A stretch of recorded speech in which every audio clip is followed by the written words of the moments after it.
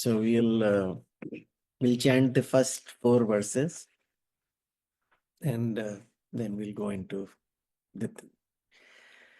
Oh.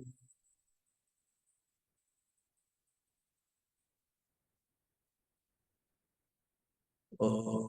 Oh.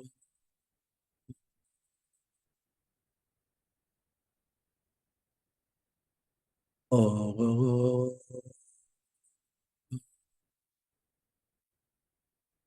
Om Sahana Vavatu Sahano Bhunaktu Sahaviryam Karvavahai Tejasvinavaditamastu ma vidvishavahai. Om Shanti Shanti Shanti. Om Shri Paramatmane Namaha. Atha Navamo Adhyayah. Shri Bhagavanuvacha. Idam tu te guhyatamam pravakshamyanasuyave jnanam vijnana sahitam yach gnatva mokshase ashubhat Rajavidya Rajaguhyam Pavitramidamuttamam Pravakshyavagamam Dharmyam Susukham Kartum Avyayam Ashraddhadhana Purushaha Dharmasyasya Param Tapa Aprapya Mam Nivartante Mrityu Samsara Vartani Maya Tatamidam Sarvam Jagattavyaktamurtinam Matstani Sarvabhutani Nachaham Teshvavastitaha. All right. So, after this long break, we are back with entering the 9th chapter. It's called Vidya and Raja Guhya. So, we don't have to give much introduction, but chapter 7 was about Gyan Vigyan. So this is actually a continuation from there. So this is Bhagwan took a break in chapter 8 where there were some technical issues that he wanted to clarify. And so we went into the Akshar Brahma. So basically talked about 7 different questions that Arjuna had. Basically, he wanted to know the meaning or the significance of those terminologies, which we have covered in chapter 8. In the in chapter 7, we talked about Gyan and Vigyan. In that, we talked about Bhagwan's Prakriti, which was Para Prakriti and Apara Prakriti. And knowing that, understanding and intellectually saying, okay, now I get it, that's called Jnanam. That I have the knowledge of this, the Prakriti, the Para Prakriti and the Apara Prakriti, and the experience of that means the Anubhuti, that I am that, you know. Bhagwan is saying, okay, you understand the Prakriti, but who are you is the more important question. That understanding, it comes under Vijnanam. So that's where we talked about Jnana Vijnana. And now this introduction actually Bhagwan gives, himself. So we don't have to have a different introduction. So let's start with the first one. Idam tu te guhiyatamam. So this is the topic here. Idam, this, I am going to talk about this most secret thing. It's like when you get more interested when somebody says, I'm going to tell you this top secret. So you say, okay, now I'm ready, So Bhagwan is ready to talk about secret. And not just any secret. Guhya tamam, that means the secret of the secret. It's like the the key to get through the secret. So that secret is what Bhagwan is talking about. And he says, Pravakshamyam na suyave. And this I am going to explain. So don't worry about it. Don't worry that you won't get it. I will tell you, I will explain it to you because you are the fit student. You are a na suyave. Suyave means the one who always criticizes, the one who is, what should I say? That means who is always finding faults with things. Anything you tell them, nah, this is not going to work. This is not going to do it. Or they will see faults in everything. So that's called suyave. But you are na suyave, anusuyave. There was Anusuya. You remember who Anusuya was? Anybody? Anyways. And Anusuya was Triji's wife. Priji's wife. Very Triji's wife, nice. Dattatraya's mother. Yes, yes, yes. So she was totally faultless and she didn't see any negativity, Anusuya. So anyway, that's just the name. So nothing to do with this chapter. It's just that she had that name. So ज्ञान विज्ञान सहितम यच ज्ञात्वा मोक्ष से अशुभात. Literal meaning is that once you understand this guhyatamam, that means the most secret knowledge of that, you will understand with jnana and vigyan sahitam. Sahitam means along with. Along with that, you will understand, and knowing which yaj gyatva moksha se ashubhat.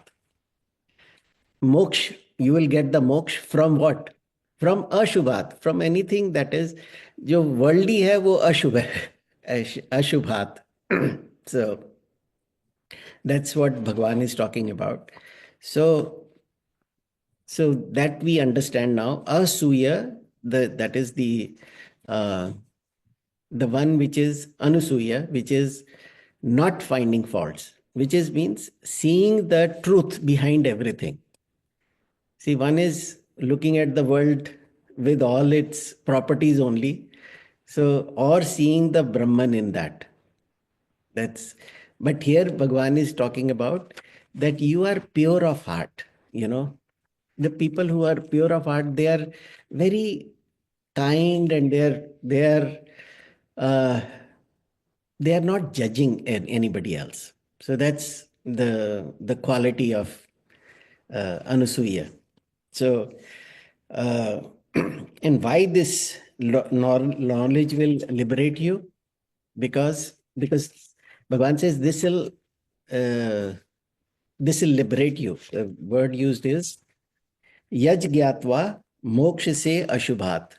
That means you will get the moksha, means liberation from sansar bandhan. Sansar bandhan is what? Sansar bandhan is when I become sansari. The moment I say I am sansari, that is the bandhan. Because everything related to sansar is my problem. So some say that sansar is a dukha alayam. Dukha alayam means it is full of sorrows only. He says sansar is not full of sorrows. Sansar is the sorrow. So संसार में जो सुख ढूंढता है वो सबसे बड़ा मूर्ख है, in simple Hindi word. So moksha se ashubhat. So you get liberated from this ashubh sansar. Why do they say ashubh? ये भी तो संसार भगवान का ही है. Why do you say? Sansar is not the problem. The relationship that we have created with this. If I see Bhagwan in sansar, then there is no problem. Because Bhagwan is, and it is going to come in the next couple of verses also. So, Gyan Vigyan Sahitam, which means the Gyan is about Atma Tattva, understanding of the Atma Tattva, which is the core of our, this whole book is about Brahma Gyan, right? So it is not like a worldly knowledge. It is about that transcendental knowledge. So Bhagavan is saying, knowing that, and you know how we have to understand everything starts with the Anubandha Chatushtaya. So the subject Bhagavan is giving this as the Gyan Vigyan Sahita. So I'm going to talk about Gyan and Vigyan. So same thing what we did in seventh chapter. Here he's going to go in more details. Then Adhikari. Who is the Adhikari of this? Anusuya. Anusuya means that who is faultless. That means who has gotten over his uh, attachments to the world. So you can put it that way also. And what is the phalam? The phalam is moksha. So you get moksha once you have, you understand this. So the goal of this chapter is to get you to moksha, and the that is the only knowledge that can liberate you. See, you have worldly knowledge, every kind of worldly knowledge is available. But can any of those knowledge get you out of sorrow? There's no knowledge. So that is what it's talking about. And why is it guhyatamam? Because it is not available through pratyaksha or anuman. So somebody cannot say, oh, let me figure it out, like a science experiment. Otherwise, this would have been a scientific study, but it is not, because it is not available through pratyaksha or anuman praman. So that is why you need a teacher. That is why we need these scriptures. Because how else will we know about Brahman? There is no way, none of our instruments that we have, which includes the senses, the mind, and the intellect, they are not capable of it because they are depending on it. See, it is not available because that is why it is Guhyatamam. Because you can see certain things were not available to us, right? Then somebody discovers it and say, okay, now let the world know about it. So, like, say, let's take example of gravity. So we did not know about gravity. Maybe our Shastras had it, but suppose we are in the Western mindset right now.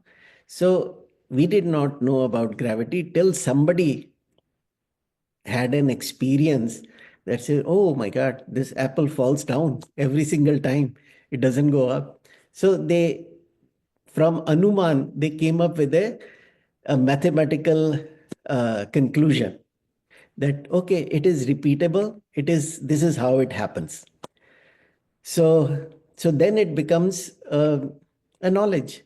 Now that secret was there only with a few people, but it is now uh, available if you can experience it yourself. So it is available as pratyaksha and as anuman also. Pratyaksha because it is repeated every single time. It is our own experience. So this is how we talk about it. And he says, I am going to teach you, pravakshyami, because this is a shabda pramana. Shabda pramana means it is coming through as a knowledge given by somebody. So it is not you can make it your own personal experience.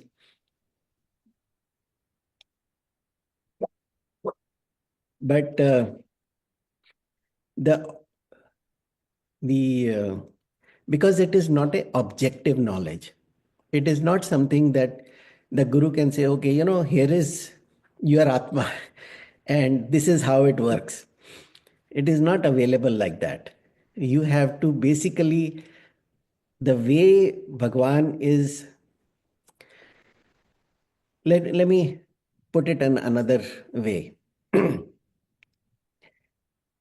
I experience myself every single moment.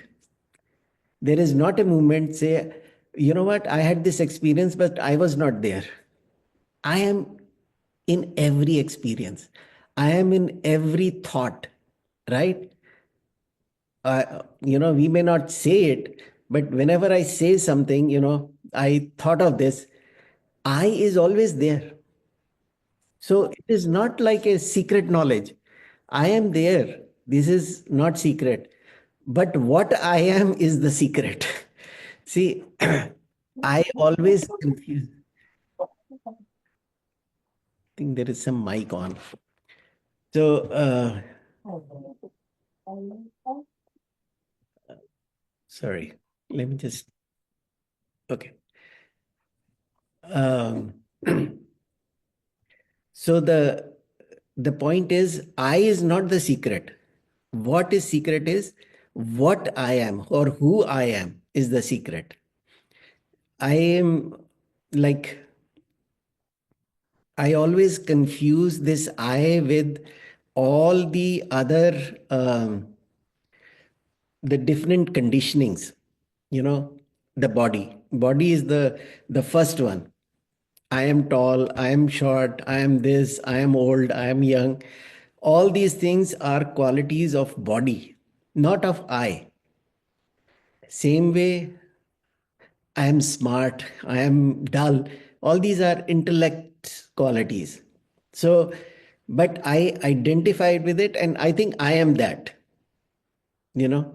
So, same way, pranas, that I am hungry, I am, thirsty, I am feeling sick, I am, all those things are the qualities of pranas. And same way, I say, I am happy, I am sad. These are all qualities of mind. So, all these things don't belong to I. I is just a witness of all these things. So, why it is secret is not because it is not available to me. I am always experiencing it in every moment of my life. But what I am not able to decipher or separate from what I am not. So the whole, study of Vedanta is 90% of it is neti, neti, neti, neti. I am not this, I am not this, I am not this, I am not this. Then what remains in that experience is I alone. Okay. So that is why it is secret. Because I am confused about it. So Bhagavan is trying to clarify. So because it is not an object of mind or intellect. So that is why it has to be taught through a teacher.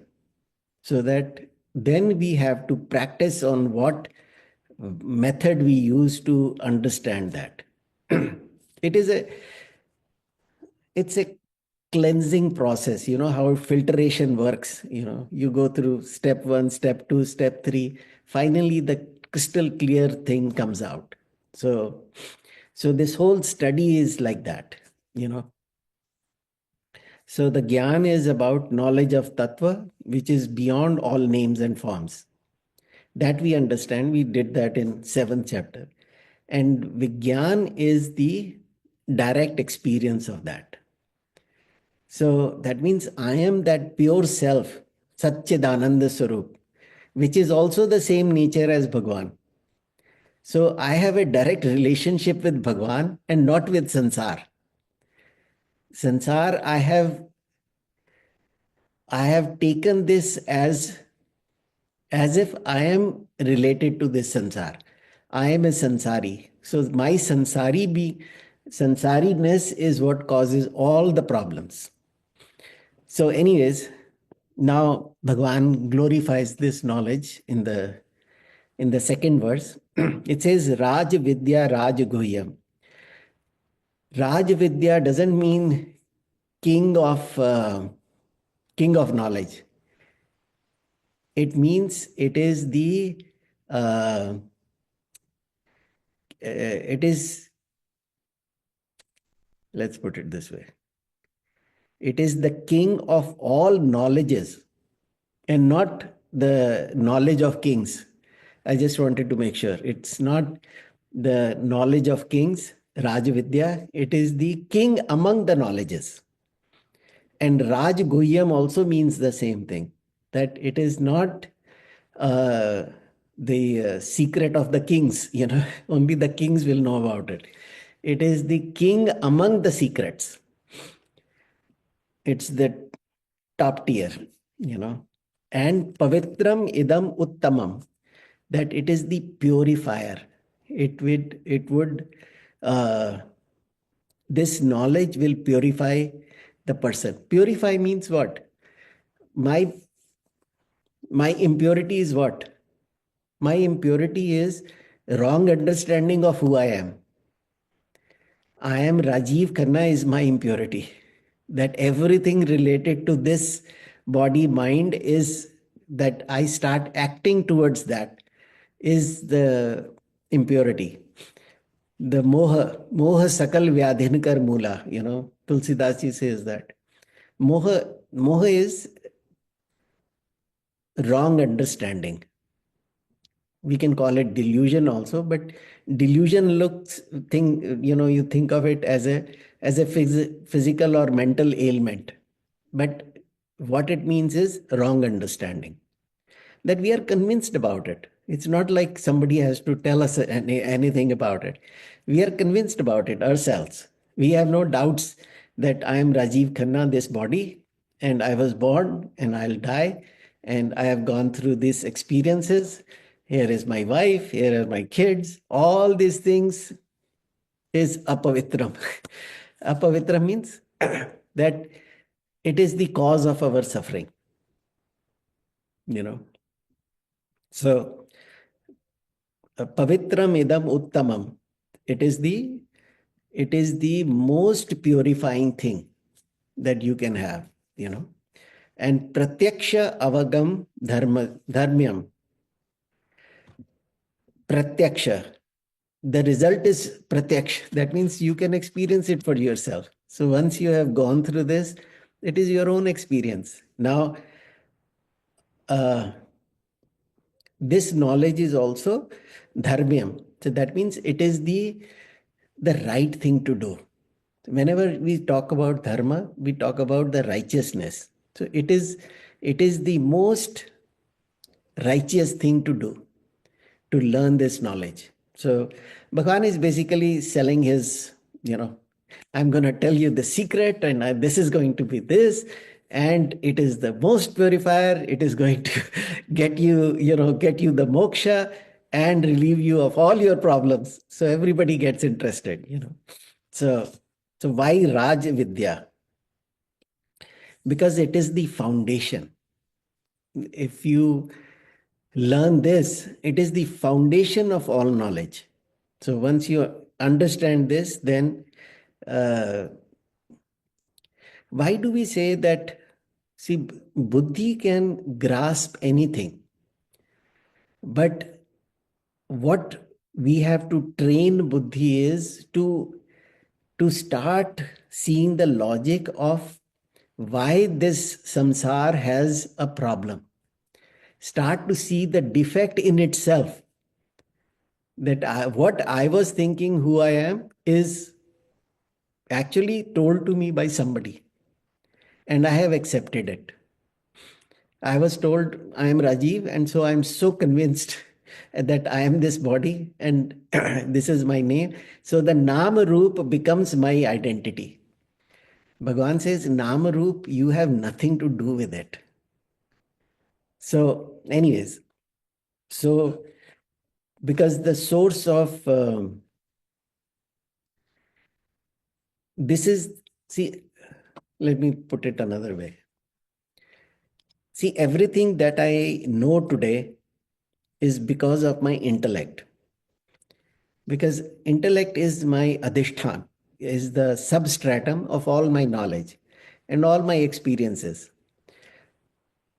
The what we are going to do is we are going to go beyond the intellect. What is the substratum of this intellect also? What is supporting that intellect? That's what we are trying to figure out in this. So, continuing with the,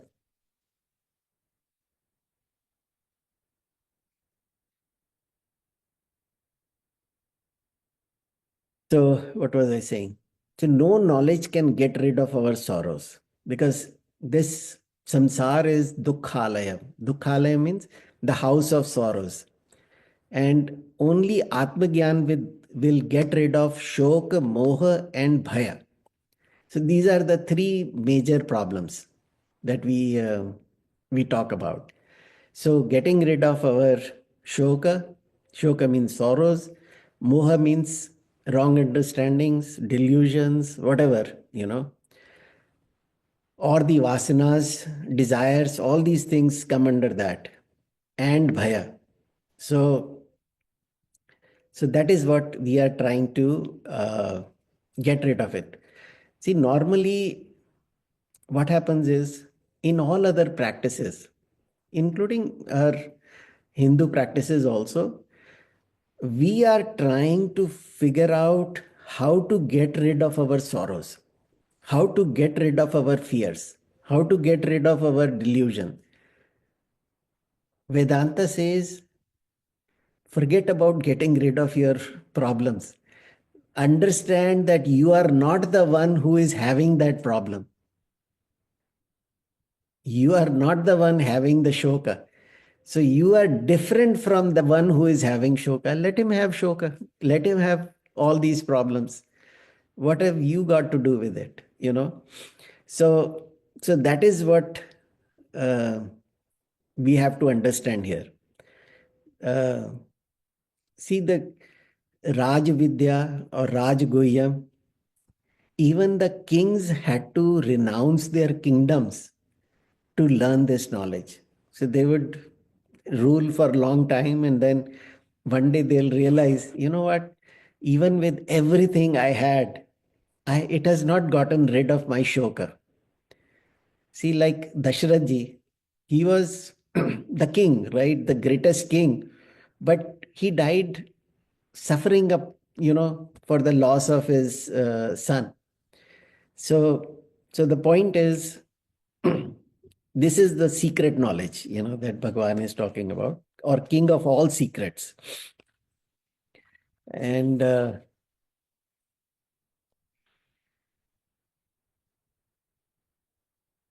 but secret, there is a thing about secret also. Secret is something that is known to a few people. That is why it is secret. It is not known to all. If it was not known to anybody, it is not a secret. It is just not available. But it is known to a few people. That is why it is secret. If it was, something that was not available, then we can say, oh, this is not a secret then, till a certain discovery is made, like say, black holes or something, some other concepts of physics or chemistry or something. Till we know about it, it is not available to us. But once somebody knows about it, then he starts to tell other people, and then they say, okay, those who know it, it's a secret. Those who don't know, it is a secret for them. But those who know it, it is a knowledge. So, but the sansaric knowledge, secrets that, suppose we want to know the gossips about the world, it is also a secret. Some people know it and you want to know about it, but it is not pavitram. See, what it says is this knowledge is the most sacred one. It will purify you. So not all secrets are purifiers. So this particular one is the word used is purifiers, because they will get rid of all your sins instantly. It is not one by one. Once you realize it, then the one who is, so it is not getting rid of sins. We are getting rid of the sinner itself. We have nothing to do with that sinner. So this because who is the sinner? The ego. Because ego has accepted everything as I. So Bhagavan says, oh, you are not the ego. Let the ego be, but you are beyond that ego. So, like in fourth chapter, there is a nice verse about it. Nahi gnanena sadrisham pavitramih vidyate. That there is nothing as purifying as this jnanam, that this particular knowledge. And who gets it? Bhagavan says in the next verse also, Shraddhavan labhate gnanam. That those who have faith in this knowledge, only they will understand it. So anyway, because the question can come up, will I understand this knowledge if it is so secret and so, you are glorifying it too much? Is it really available to me? Bhagavan says, why are you worrying? Pravakshyamya, I am going to explain it to you. I am going to talk about it. So I have already evaluated your eligibility by saying that anusuyam, that you are not seeing faults in the world. You are seeing, because that is the minimum thing required. So pravakshyavagamam, this is the because this is the most direct experience of a person. I am. There is that experience is the most direct and actually most simple also, because I am Ananda Swarupa, I am Sat Swarupa, I am Chit Swarupa. This is something right now I am not able to do that because I am so um, attached to my conditionings that I see myself as this limited self, this body, mind, equipment. So that is why it says, and why it says dharmyam, because what dharam does is it integrates, it connects, it the one which is adharma, which means it disintegrates, it it creates separations. So uh, because we can run after the material pursuits, nothing wrong with it. We can seek power, we can seek material, we can seek all these things, but problem comes when it creates greed and jealousy and all kinds of problems with it. If you can have everything without the greed or jealousy or anger or the desires, then it is fine. But it doesn't happen that way. We get bogged down with it. That is the problem. So, because because all pursuits with that clarity, it is dharmyam. It is the path of righteousness. So, because it is not contrary to dharma. That is the most important part. So that is why Bhagwan used the word dharmyam. So, and susukham kartum avyayam, because it is easy actually. Bhagwan says it is very easy. So it is simple. I'll tell you. I'm going to tell it to you. And it is blissful. Susukham, you know. It is a very uh, it's the happy path, you are going to enjoy that. Or kartum avyayam, it is not something that once you get it, you may lose it. Karmas have that problem. Whatever you have gained, it is available for some time, then it will go away. So karmas and the karma phala have lot of limitation. But this one has, it is kartum avyayam, that once you know it, it is not going to go away.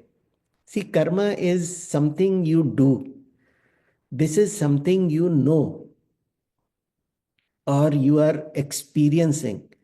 So that is so, it gets so deep into you, means one is at a conscious level, subconscious level, unconscious level.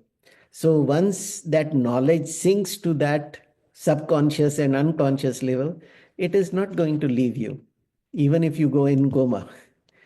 So the point is that this is the only thing that will keep you away from any sorrows. See, that's why when we chant this Nirvana Shatakam, Chidananda Rupa, Shivoham, Shivoham, that Chidananda Rupa, Shiva, the most auspicious thing is nothing but me only. That is me. That we chant and we think it is about Shivaji. It is not about Shivaji. It is about I. It is about me. This whole the Nirvana Shatkam is is glorification of that real self in me that we are talking about. Because if we have this understanding, then everything that you see is just your own manifestation. So now let's go to because with the karma, the problem is easy come, easy go. So you may gain a lot of punyas, but it will go also, Bhagwan gives you it's like you go, in carnivals, we have gone with our kids, so I know you buy stamps or the tickets. So you get a whole roll of tickets. There may be like 50 of them. And you think, oh, I'm going to enjoy every ride. After 4 rides, the ticket thing is gone. Because you have used 5 ticket per ride. And so it doesn't last. So karma is like that, you buy this, you gain some punyas, but they are not lasting. So, and here it concludes. Bhagavan says, Ashraddhadhana Purushaha. Those who don't have that Shraddha, it is very hard for them to understand it. Shraddha is important. For anything, Shraddha is important. Even for material knowledge also, you have to have Shraddha. That, okay, Dharmasyasya param tapa. Oh Arjuna, that asya dharma, this Atma Gyan, it's my knowledge, this is dharma, mam nivartante. So those who don't get it, they keep returning, death after death after death. I'm not going to say birth and death, because eventually it is death only. So death after death after death. Aprapyam, acha. That means those who have not realized me, aprapyam. That those who have not understood that, I am their true nature. For them, this cycle continues. Mrityu sansar worth money. That means this cycle of samsar, death after death, they keep moving within samsar continuously. There is no end to it. Because we keep saying, I don't have time for this. Because even if you are, means 99% of us, we don't see value in it. We don't see value in sitting for an hour in a class. We don't see a value of opening the scriptures and reading it or listening to a Mahatma. The reason being that it's not going to get me any pleasure. It is not going to give me, any material benefit. So So we say, okay, you know what? It's not for me. But Bhagwan says that is because we don't have Shraddha. We don't uh, buy into the value of what moksha is. You know, we think moksha is a state. Moksha is not a state. Moksha is getting rid of your sansar bandhan. You know, that's what it was explained in the second shloka itself. So, uh, like we can sit and talk for hours about gossip. We can watch movies, we can, discuss the actors, we can discuss all kinds of political stuff because it gives me some, temporary joy because I kind of vicariously live through that. But point is that does it get rid of my sorrows? It does not, you know. So we can gossip all we want, but the one who is going to have Shraddha in this knowledge and starts to learn about it, he is going to get the benefit of it. So that's what Bhagwan is saying. So, anyways, the first three are introduction. So now, next several verses are going to get into deeper into this. So we will continue on Thursday. But now we can open up for any thoughts, discussions. So let me just conclude. Om Purnamada Purnamidam Purnat Purnamudachyate Purnasya Purnamadaya Purnameva Vashishyate. Om Shanti Shanti Shanti. So, shall we also do 3 times Mahamrityunjay before we get into? Yes, please. So, it is for everybody's well-being, but in particular, we want to think of Samir, Kanchanji's son. So, keep him in your mind as you chant. ॐ त्र्यम्बकं यजामहे सुगन्धिं पुष्टिवर्धनम् उर्वारुकमिव बन्धनान् मृत्योर्मुक्षीयमामृतात् ॐ त्र्यम्बकं यजामहे सुगन्धिं पुष्टिवर्धनम् उर्वारुकमिव बन्धनान् मृत्योर्मुक्षीयमामृतात् ॐ त्र्यम्बकं यजामहे सुगन्धिं पुष्टिवर्धनम् उर्वारुकमिव बन्धनान् मृत्योर्मुक्षीयमामृतात् ॐ शान्तिः शान्तिः शान्तिः